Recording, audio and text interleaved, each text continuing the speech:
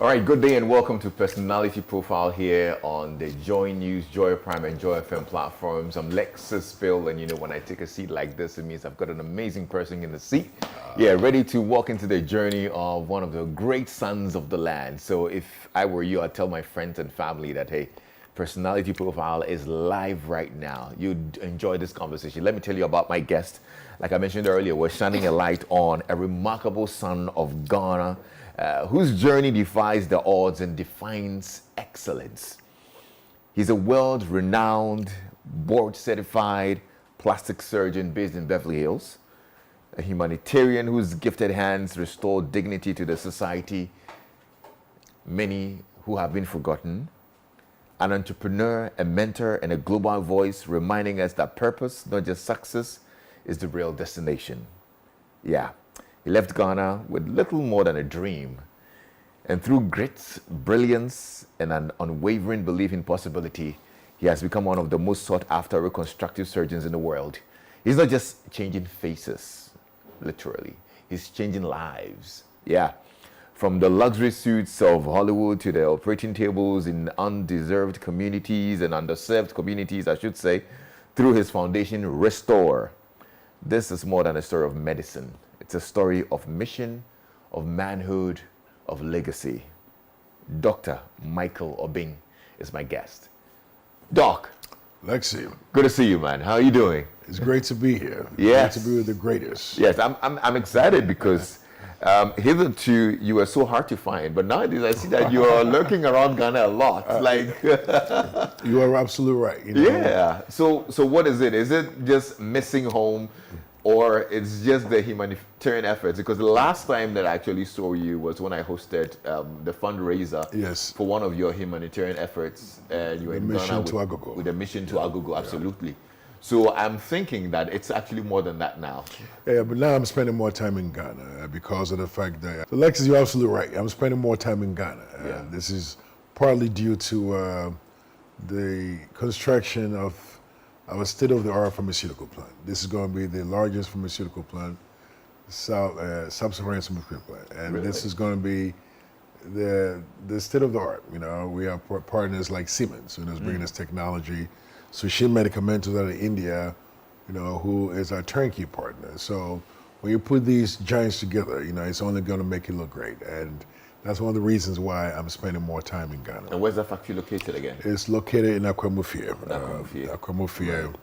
And as a matter of fact, after this meeting, I'm heading there. You're headed there? Yes.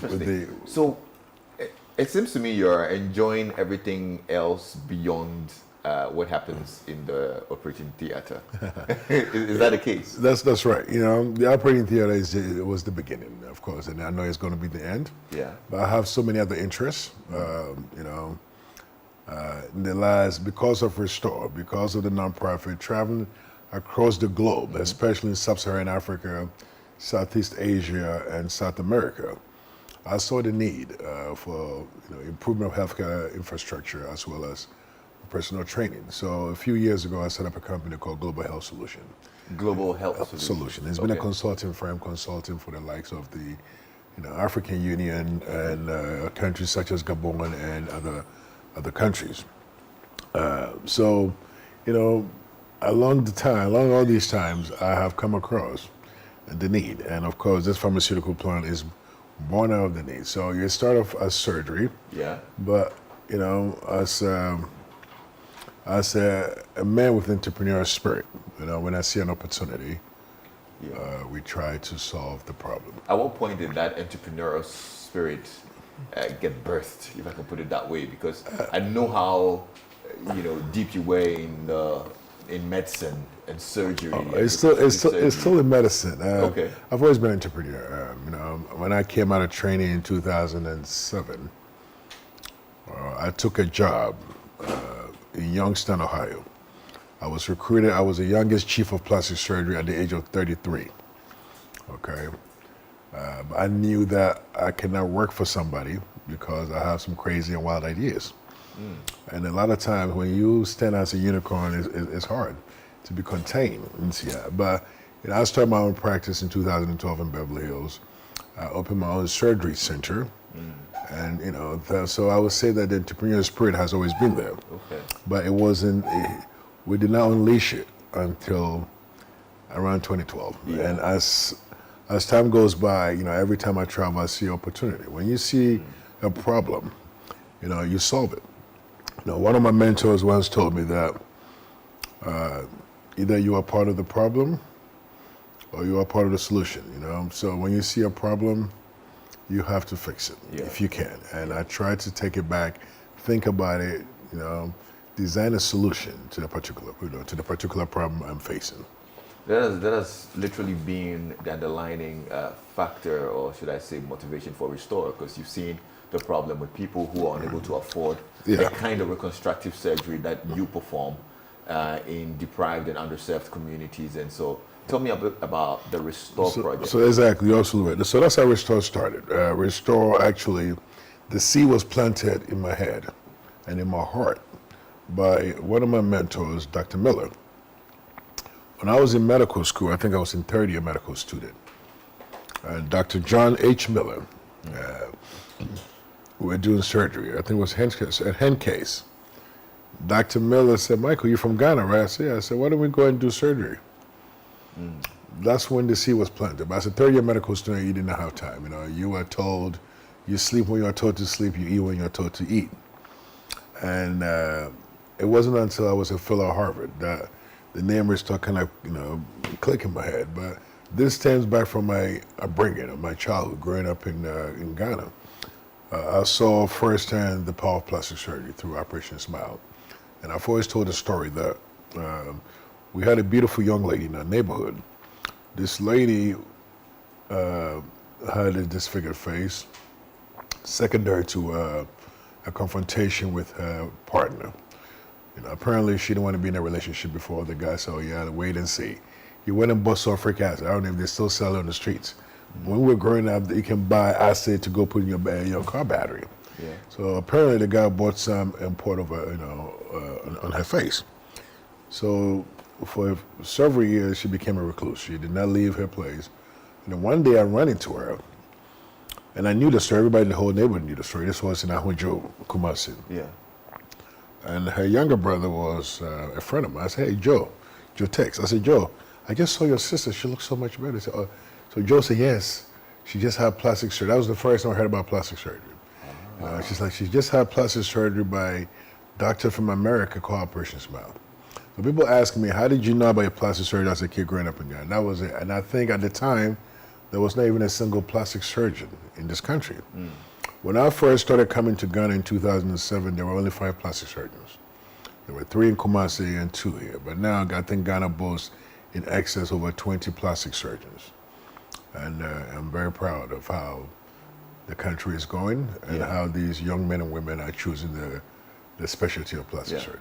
So at the time when you saw Joe's sister and you heard about plastic surgery, you heard about Operation Smile, you never thought of plastic surgery before then.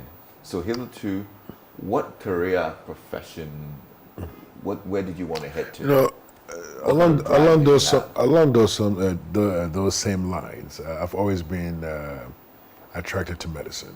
When I was a kid, talking about between ages 7, the earliest I could remember, I used to accompany my beloved grandmother to a doctor's appointment, and I thought it was so cool.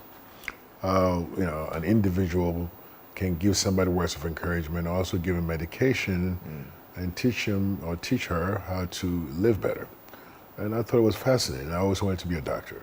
But when I heard about Operation Smile and plastic surgery, I can remember as early as 12, 13 that I said, I want to be a surgeon when I grow up.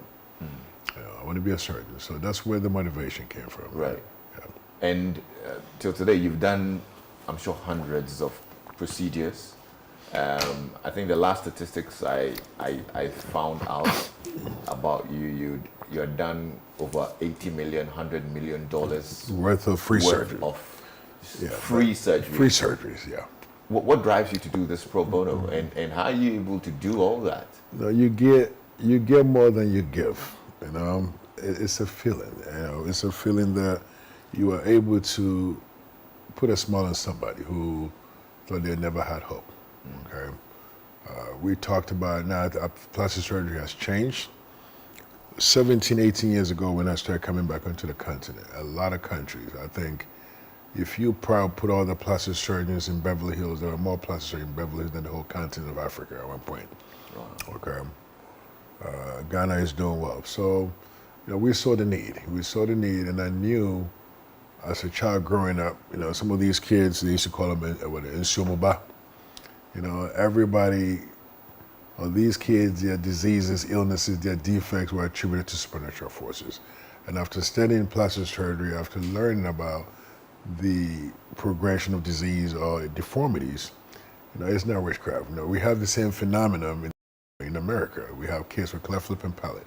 They are not doomed. This is a very simple operation. A 30-minute operation can can change the whole community.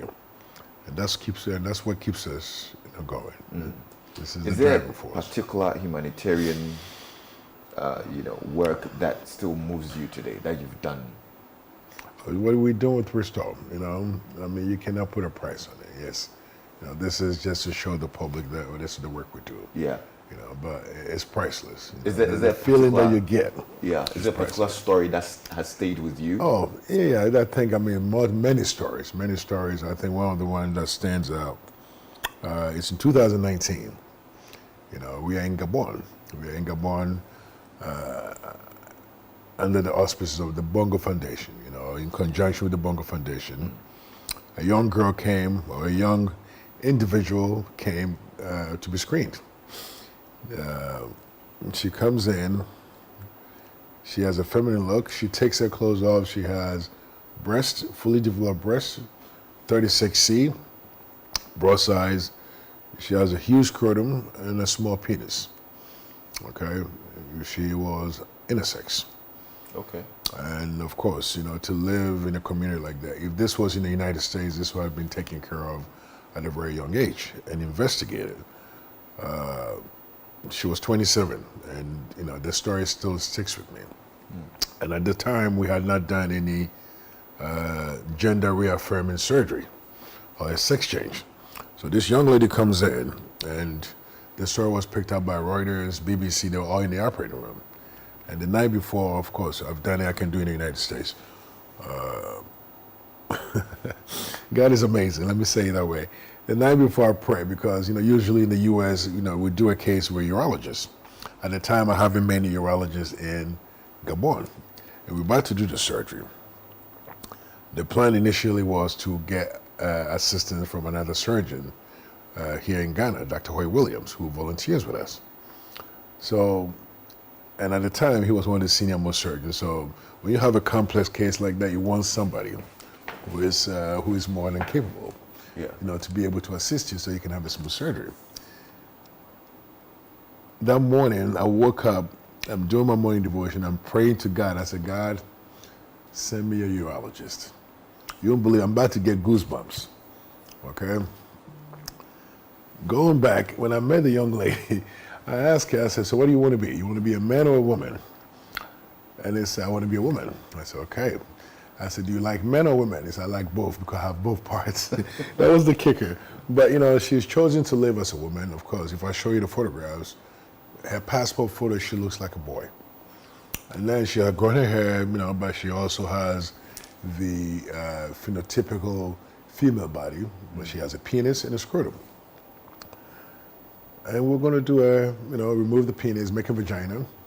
Oh, she didn't have Yeah, she didn't have a vagina. So you have to make boobs, you have to make a vagina. And I'll show you the picture. You can show it to the audience. It's on Reuters, so you can show it, and I can have it. But that morning, the miracle that I said, I love God. I'm sitting in my hotel room. I got on my knees praying.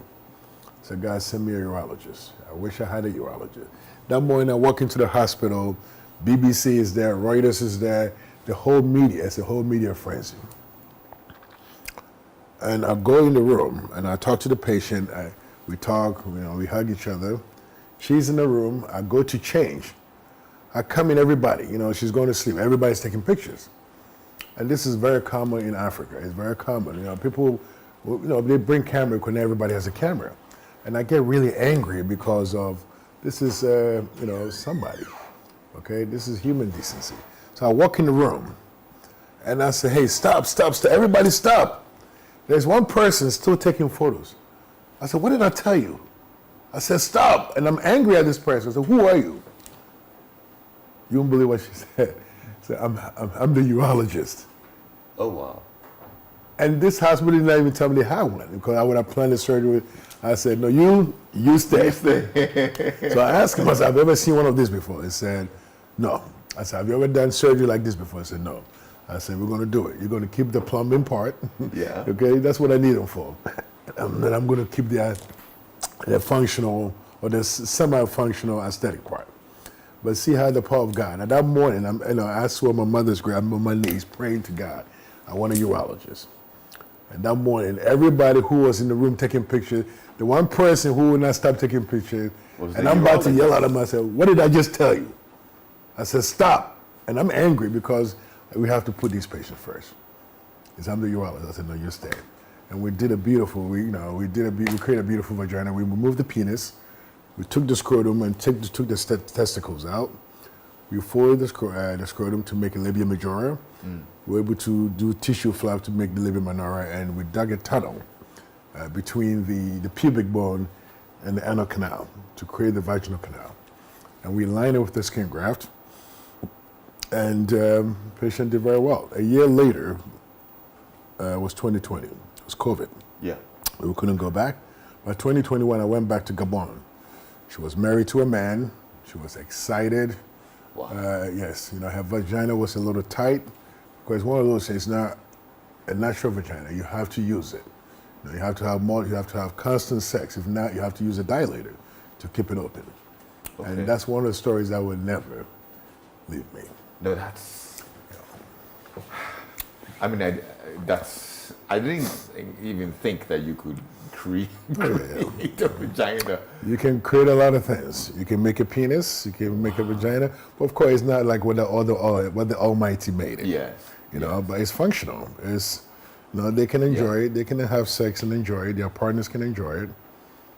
And would you say that's the most complex thing you've done? It is. Yes, it's one of the most complex things I've done. Because I know you've done a lot. I think one of the ones that went viral, and that was during COVID. That's right. 2020. That was the Gorilla Glue. The Gorilla Glue. People. It's funny how we've done so many amazing things, but when people see me, oh, you're the Gorilla Glue doctor. Yeah. That surgery took me 15 minutes. Are you serious?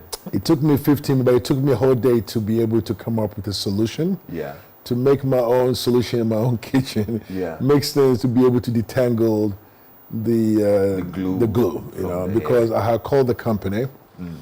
They said we don't have anything, But of course, my background is chemistry, and I was able to go to the lab, my kitchen. Yeah.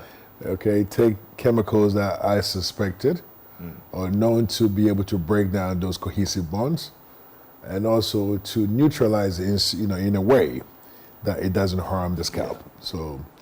That gave you some global. Yes, it did give me a global recognition. Yeah. But we've done so many other things that, that's one of the, I don't even consider that. That was, I would say a strike of luck based on the knowledge I've acquired when I was in college. What other kind of reconstructive surgeries would you say were very complex that you did? The longest surgery I ever did was 20 hours. 20 hours? 20 hours. I started on Wednesday, 3 p.m. I finished Thursday, noon. And it was when I was a fellow at Harvard. That guy on a Saturday, he was in a happy mood trying to make a table, a Jamaican guy, make a table for his lovely wife. And he was a little careless. He saw the ring finger all the way down here. So he got the ring, the middle, the index finger, and the thumb. All cut off? All cut off. And they brought it on ice, painstakingly reconnected every single nerve, artery, vein, and of course, you have to put the bones back first. And the reason why it took 20 hours was the fact that the index finger, every time that we were about to wrap the hand, the fingernail would turn purple, meaning that or turn dark, meaning that there's a clot in the artery. So I would take it back down, I'll open it, under microscope, try to fix it again. And the saving grace was my boss, Dr. May. Dr. May is one of the most recognized plastic surgeons in the world and also in our history. He was present in the first successful arm replantation in 1962 in Boston, at Mass General Hospital. So he was known for that. And to be his apprentice, to work under him, you have to put everything back together. Okay? Until he came in and he said, Michael, if I were you, I'll call it a day. Say sometimes you can't win all of it, but you've done an amazing job. You've been able to connect 3 of them. The most important is the thumb, because the thumb accounts for 40 to 50% of hand function. Okay, so you say you got the thumb working, this is working, you can remove this. And he's going to have a normal life. That saved me, because if not, I would have been going until I got it right. Until you got it right. Yeah. But I love to do surgery. That when I'm in the surgical room, when I'm in the operating room, that's my therapy. Yeah. That's when I'm the happiest. It's fun. No, because I was wondering, what's your mindset in these very complex procedures? What's your mindset going in? You see, I like challenging cases. I like cases that nobody can do. Because, you acquire principles. You acquire principles, techniques, and fundamentals. It's like going to school, you learn ABC, 1, 2, 3. You have to put it together. It's like solving a problem. So for me, there's never a dull moment. Okay. And that's why I like those challenging cases. The bread and butter, it gets boring over time. Yeah. How do you handle the ethical issues around the field as well? I mean, everything we are governed by ethics. Like if a 14-year-old came in for surgery, I'm not going to do it. They're not going to do it. Of course, they have to have parental consent. 16, 17 parental consent, okay? Have I done surgery on kids before? Of course. The youngest person I did a breast reduction on was 14 years old, okay? Breast reduction? Breast reduction. She was 14. 14? Yes. Was that a medically necessary, because her boobs, they were too big. Okay. She has back pain. She has to wear 3 bras to go to school. Kids are making fun of her. So when it comes to ethics, there are certain patients I've turned down. If I feel like the person doesn't have realistic expectations, that's not a candidate. Because some of these people have what's called BDD, body dysmorphic disorder. Okay. Where we will look into a mirror together, and everybody knows that, oh God, you are so handsome, You are so handsome, Lexis. So no, Lexis, oh no, look at me here, I don't like this. It's in your head, it's not there. Okay. That's craziness. Yeah. You will turn you down. Okay. No, that's very interesting. What does it take to become a truly world-class doctor or a world-class surgeon in your profession? Dedication to the craft. You have to be dedicated and you have to go at it. I always tell people I did not become what I consider one of the true amazing plastic surgeons in the world, not because of my own talent, but because I was in the trenches for a long time. When I was in training, when it was time for me to go home, if I'm done with one surgeon, I will go to the other room, another surgeon. I just love to be around surgery. And my first 5 years in my career, I worked for a hospital. Like I said, I was recruited to Youngstown. I worked with every single specialty. I was the assistant. If the urologist needed me to assist, I always volunteered because I wanted to learn. So after working with all these well-renowned surgeons, you can only become one. Yeah. So I always tell young guys, young surgeons, I said, pay attention. Spend more time. Kobe Bryant, Michael Jordan did not become the greatest basketball player without practice, without doing it every day. You can't be a great surgeon without operating. Wow. Interesting stuff. Well, if you're just joining us, Dr. Michael Obeng is sharing a story. Very interesting and intriguing as well. From the streets of Kumasi. That's where you grew up. Ashtown. Hey, Ashtown, Ashtown boy. OI 81. OI 81. Wow. Yeah, that was our address. I was growing up those days. It was fun. I lived there till I was 9. Okay. Then we moved to my village, Adiababa. Okay. And then I went to. Then I went to. I went to KO Methodist, which was, I think anybody who grew up in Ashtown, they would know that. So I was at KO from P1, P2. Then when we moved to Adiababa, I went to Insurance International School where I started stage 3. But it was fun growing up in National. You wake up, you go to Abbas Park, you go play soccer. But you know, it's funny. When I was a kid, I did not like school. First grade, I can't recall but first grade, I was skipping school. I did not like school at all. I don't know why. Really? I would go to. There used to be a park across from Kill, and I would go watch magic. You know, they would bring a monkey, and then they walk around. They would be pickpocketing people. And I was a kid, and I would be laughing. I would spend most of my day there. Second grade, P2 is when I realized that I have a special talent, because at second grade, I was doing fifth grade math, you know, and I was so fascinated with math, and I took self-study, you know, and it got to a point I got really good at it. Okay. I love being in class. I love studying. What caused that change? What do you think caused that switch? For these young generation of me. For you. I mean, the switch from not liking school at all. Oh, but I don't know. I don't know why first grade. It was only first grade. I remember first grade, you know, they would send me to school. I would cry every morning. And then when I get to the campus, I wouldn't go inside the class. I would just cross the street and go and sit at the park. I don't know why.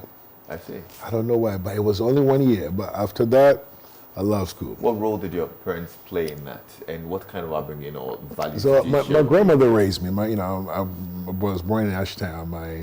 My father was not, you know, there. What do you mean? He lived in Bantama, you know, and he was not in my life constantly. Okay. You know, the grant and the burden fell on my grandmother. So my grandmother have a special bond. And, you know, she saw the greatness in me before I even saw it. My aunts, my Vic, so they always took me around and took me to school, made sure I got to school, I have food to eat. And, you know, that interest and the belief in me, I think, got me where I am today. That's right. And did you ever have that relationship that, you know? No, we never really had that relationship, you know, that's a lot, you know, and I know we talked about it. Okay. At the age of 9, my dad, you know, basically was married to somebody who apparently my dad claims that the lady had done voodoo on her. And, you know, my dad, when I was 9, my dad looked me in my eye and said, "You're not my son, get out of here." Oh, that's what you said. And I cried, okay? Wow. It's a long story, I know. Yeah. I cried, but 2 years later, he came back, 2.5 years later, right before I started primary college. He came and apologized. My grandmother said, "This is your father. He's a good man. People make mistakes." I went to live with my dad. You know, at the time my dad was drinking a lot. I didn't like it. You know, one time he beat the shit out of me. you know, and I got up and ran to my grandmother. That was the last time until I came to her when I was leaving to go to America at the age of 20. That I saw him again. But now my dad and I are very, very close. You know, we spent Father's Day together, you know, and it's good. Do you think life would probably have been different if he was very present all through in your Probably life? so. I think you can't change. I think, you know, life experiences and things that happen in life shapes a person, okay? My father not being in my life, I think made me more hungry, You know, I didn't get angry. I got hungry. Right. I got hungry. I wanted more for myself. You know, so you can't change the course of history and the course of events, because all these things together shapes a person. And I'm grateful that I had all these crazy life, but you know, loving life. That I'm here. You know, my uncle, you know, was the financier of my education when I was a kid. You know, I always talk about name change. You know, I was born as Owusu. When I was 15, my name changed to Obeng. I didn't care. I said, "You can call me whatever you want. So far as I go to school, you can call me anything you want." You know? And that's why I insist that when people say Michael Obeng, they have to put a K in it, because when I changed my name, there was already a Michael Obeng in my class. Oh, okay. Okay, so to differentiate me from the other Michael Obeng, who has been Michael Obeng from day one, I had to put a K in my name. And the K stands for? Kwame. Kwame. Oh, Yes. okay. Okay, great. What's your personal definition of success today? My personal definition of success is being able to impact lives. Okay, material possessions and all those things, you can acquire that. You know, that's not success. You know, success is you being able to pull your brother out of the ditch, you being able to smile on people's faces, and creating a long-lasting impression. That's what I call success. There are a lot of wealthy people in this country, They think they are successful. I don't think they are that successful. If they are truly successful, they should be making impact in people's lives. How many cars can you have? How many houses can you have? How many watches? And we've all been there. I used to collect watches. At one point, I had 150 watches. But when you start making money and you just, because you never had it as a child. Yeah. But I realized that those things do not make me happy. The greatest joy in my life is me going out there in the trenches, in developing countries, being able to do things that nobody can do. To be able to help a family, that eventually helps the community and brings the community together. Right. That's what I call success. Are there certain habits or principles that have kept you grounded all this while? My belief in God. My God, my family, and where I grew up, where I came from. Not in my wildest dream that I ever thought I'd be sitting here with you, or sitting in Beverly Hills doing surgery on people I used to watch on TV and watching movies. But if you know where you are from, you will always stay grounded. So when the pressure of the spotlight gets intense, yeah, how do you deal with that? What centers you? God. I pray. I said, God, put your hedge of protection around me. Ground me, give me the time to speak. If you know where you are from, success will never get to your head. It will never get to your head. At the end of the day, we're doing God's work. Yeah. This is not my glory. We give all the glory to God. I want you to share with us something that people wouldn't know about you, or something that people don't know about you. I got so many things. Let's see. So I would say life is just crazy. Okay, when I was in high school, Prempeh College, I was given a nickname. Okay, Idi Amin. So people will know Idi Amin. Okay, Yeah. we were supposed to be the most wicked person in the history, one of the most wicked people in the history of mankind. How did this name come about? And I'm going to tell you the story why. There was a senior named J.B. Dankwa. In Prempeh College? Prempeh College. I was in Form 1, he was in Form 4. This is when my dad had come back into my life. My dad drove me to school. That day, when we took our boxes out, I put my chart box up. I opened it up. All the seniors kind of hovers around you. They try and see what's in your chart box, so they can come and get some loot. So I open it, and the guy sees my sugar. So he comes back after everybody left. He says, "Hey, can I have some sugar?" And I said, "I don't have any sugar." And then he said, "Hey, I cried with Timo Dinsaidi." Then everybody started laughing. And one of my childhood friends I grew up with, he also went to Prempeh College. He was there, Kwame Asari. Yeah. So Kwame Asari would not stop, would not let it go. And I tried to shake that name off, and it stuck for the 7 years I was Prempeh College. Wow. But what people don't know, you speak in things like that. Fast forward in 2019, I get invited to go to Uganda. The Ministry of Health invited me. They wanted me to work on a project. The guy who picks me up, I'm telling him the story. I said, yeah, I said, not in my wildest dream that I thought I would ever come to Uganda. When I was in high school, that's what they called me. So let me call Idi Amin's wife. So you call one of Idi Amin's wife, the one who, and then we went to go see him. Oh, God, you look like my husband, my son. Wow. And that was like, coming back full circle. Yeah. But there are so many things people don't know about. Now that you mention, I'm actually seeing the resemblance. I know. I think I look more handsome than Idi Amin. Okay, well, good stuff. What a story that is. But are you optimistic about the future of healthcare in Africa for the youth? I'm very optimistic, but we have to do it ourselves, okay? The Western world is not going to liberate us from everything. We are smart. We know the know-how, but our priorities are very skewed. Things are starting to get better. I used to be so angry when I used to, at one point I never saw myself living in Ghana, living in Africa. Really? The only place I thought I could live was Johannesburg. I visited, I said, okay. But it's just sad because healthcare is very important, and our healthcare system is not good.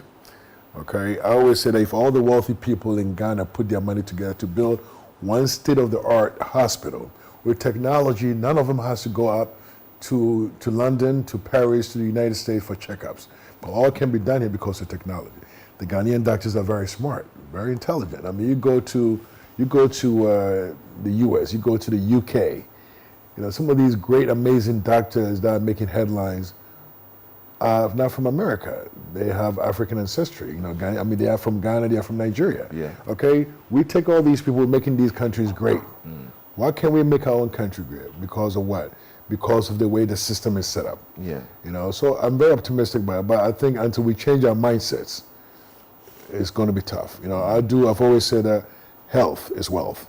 Yeah. And if we don't put emphasis on our health, if we don't build infrastructure, training, and ignore the health sector, it's going to impact every sector that we have. Yeah. I know Ghanaian, we get more excited about football. Okay, I used to criticize, or I used to complain. I remember in 2011, we went to Tamale. At the time, the whole Tamale, there was no mammography machine. Okay. The whole Tamale, this is 2011.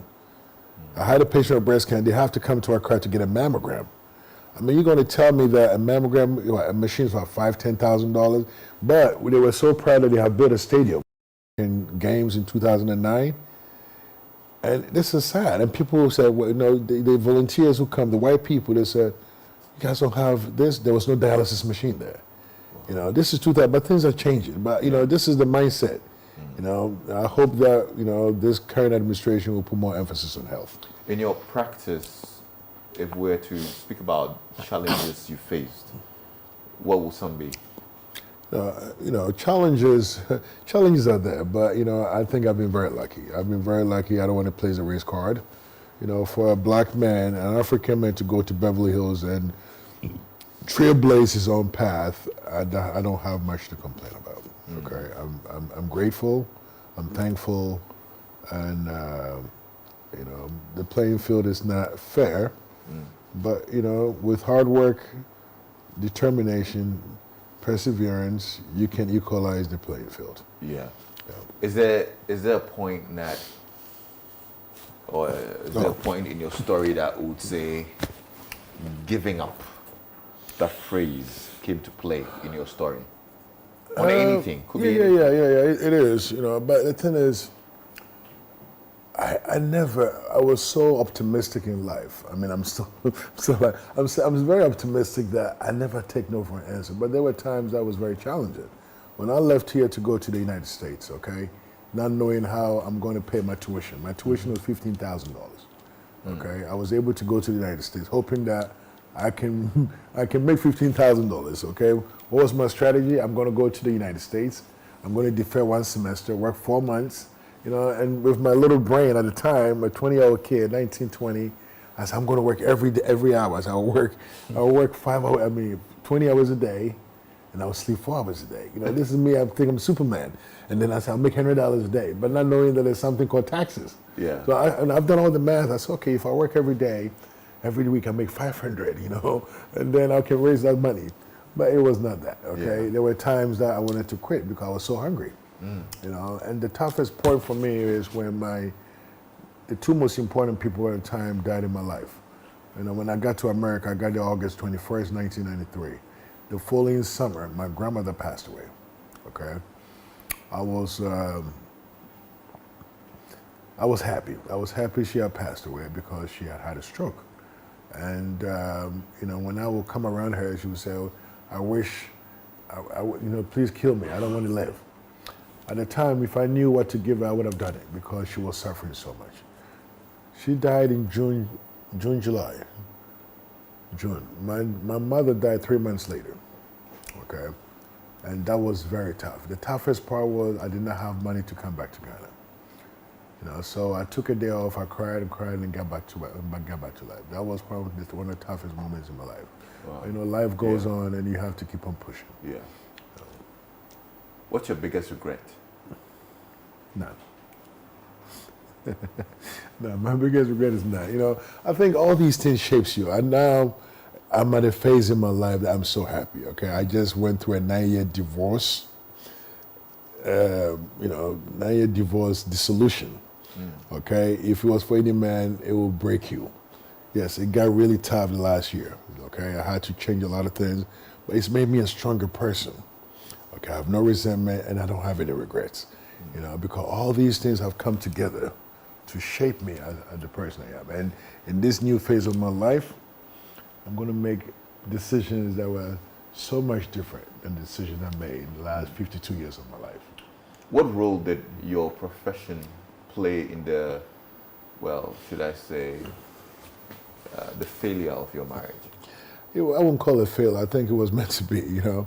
I have always put my work first, okay? It means a lot to me. And maybe I'm not the marriage type, because I think I'm God's extension on earth to heal people. It brings me more joy, okay? And maybe I've never had the true balance between my profession, marriage, and, you know, being a father, okay? I think I love being a father more than being a husband. I don't want anybody to be telling me, where are you, what time are you coming home? Yeah. Okay, if I have a patient on the table, I want to concentrate on that patient. And, you know, of course, maybe I wouldn't say I've chosen the wrong partners, but maybe God brought these partners in my life to teach me. And I think I'm the type of person I'd rather go to work than go home to my wife. That's me. It makes me happy. Yeah. Yeah. If you had to advise anybody based on your experiences in that department, what would you tell them? I said, find somebody that you are equally yoked. You know, none of the wives I've married, you know, we are different. But I think there's truly, if you and somebody are equally yoked in your faith, in your belief system, you know, and so many other things, I think it works out. And I've never been able to do that. And I blame myself because I've never gone to God. Of everything that I've prayed for, I've never prayed for a wife. I've never. I thought about it. I said, I've never gone to God and said, God, give me a good woman. I've never done that. I see. But hopefully my next go around, I'll go to God. I'll fast and pray and say, God, find me a good woman, you know. But it's not. I have 6 beautiful children. Yeah. You know, I'm not looking to find a wife. You're not going to get married again? I wouldn't say, you know, I never say never, right? Yeah. But it's not a priority. Yeah. You know, right now, my pharmaceutical plant is my priority. My children, my plant, my practice, and restore. These are my priorities. Right. And any woman who comes into my life is going to fall below all these things. Okay? God. Isn't that an unfair, you know, start for whoever is coming? Yeah, but I mean, that's the truth, you know. It is what it is. And that's the thing, we're never honest with ourselves. You know, if I met a woman, I say, okay, God first, I'm number 2, my kids number 3, my business is number 4, and you are the last. You want to play that role? Be my guest. Interesting. Well, I'll be taking the applications. Seeing as you've got a very busy schedule, I'll help you with that. And ladies, you already know the criteria. Go to 4 or 5 places. God, you know. But, yeah. You know, but it's honestly, I've never gone to God and said, you know, we go and pray for, you know, I remember trying to get a visa to go to America. I used to go to morning prayers every morning to get a visa because I knew that was my ticket out of poverty. Yeah. Okay, I knew that if I get to America, I'll have an equal playing field. Okay, when you grow up in societies like Ghana where it's all about who you know, it's tough. It's tough to get ahead. Right. It's tough to get ahead, and of course, Ghana has changed compared to the era at the time that we grew up in the 90s, in the 80s and 90s. Back then, if you did not know anybody, you were not going anywhere. You know, we know all those people who have got 4 A's and first class and whatever distinction, and they still can't get a job. And somebody with a 3rd degree lower, you know, is heading a department or a ministry. Go figure, okay? We don't live on a merit-based system here in this country. Yeah. You know, and America is getting to that point too. There's no merit base anymore, but you know, going to America I think was one of the greatest decisions I ever made. And we pray for that, okay? Pray for my test, but I never pray for a wife. Do you think why that's probably one of the reasons why? I think so. Yeah. You know, I mean, I pray for everything. I never went to guys and God, give me a good wife. You know. How many times are you married? I've been married 3 times. 3 times. Yeah, you know, 3 times. That's why it's not. I tried for you to figure out. I figured it out. Was missing. The first one, I said, okay, you know, I was 27. Yeah. The second one, it was, you know, the third one, I married somebody I've met for 6 weeks. Okay. Oh wow. Yeah, but so that's the thing, you know. I always try to make everybody happy and put myself second. My last marriage, I meet somebody on December 6th. January 29th, I was getting married. He said, you love me? I said, I love you. He said, you love me enough to marry you. I said, in a heartbeat. I thought it was a joke. Then she said, let's get married. Okay? But that's what I'm saying. I was never strategic about it. I just made the people around me happy. And I have paid an ultimate price. And I have learned a tremendous deal. And I've become a better person. Now I'm smarter. I'm much smarter now. Well, that's good. That's really what our life experiences are supposed to help us do, right? Shape us to be better people. To be better people. And that's great. We're wrapping up shortly because, I mean, I was totally enjoying this conversation. We could go on and on and on about this. But finally, I want you to share with me the biggest lesson life has taught you. And if you had to advise anybody who's listening to you, who probably has heard about you, who's listened to your story today and looks up to you in so many ways, what would you be? What would you tell them? I always give advice on marriage. Okay, after going through 3 marriages, I feel like I'm an expert. Like I have 3 PhDs. You have 3 PhDs. 3 PhDs. Before you marry somebody, get to know them. Get to know them. Don't make the mistakes I've made. Get to know them. Let your family spend time with them, and believe them when they say it. Okay, my second wife told me I don't believe in God. I thought it was a joke. She was serious. She said, I don't believe in God, and I love God, okay? It wasn't until I said, I don't want to be married anymore, I said, I want to go to church. But when somebody shows you your true colors, believe it. Believe them. And make sure that before you take on a lifelong partner, let your family check them out. No, it's not all about the glitz and glam, okay? Find a substantial woman. That was some of my mistakes. They were like shiny objects. Beautiful people, but it's not all about beauty. Make sure that you find somebody who has a good inside and who fear God. Okay. Good stuff. Amazing. Now, what next for you is MiKO Pharma. Pharmaceutical. MiKO Pharma, yes. And what do you call it again? MiKO Pharma. MiKo Pharma. Yeah, okay. MiKo Pharma, yeah. And Restore is also still running. Those are well. the 2 things that brings me joy. And, plastic surgery is what funds these things. Yeah. Yes, absolutely. Yeah. Great hanging out with you, Doc. Thank you. You're Thank amazing. you, man. God bless Thank you so you. much. Thanks for sharing your story with us here on Personality Profile. Lots of lessons to be learned from it. I mean, I didn't think this was the marriage counseling I needed. I thought it was probably just a plastic surgery conversation, but we ended up having a whole masterclass on marriage. And it's all thanks to you, Dr. Obeng. You have an amazing story. God bless you. God bless you. Of course, we're here to support MiKO Pharma as well. On behalf of the team, thanks a lot for spending time with us here on Personality Profile. I'm Lexis Bill. Have a good day.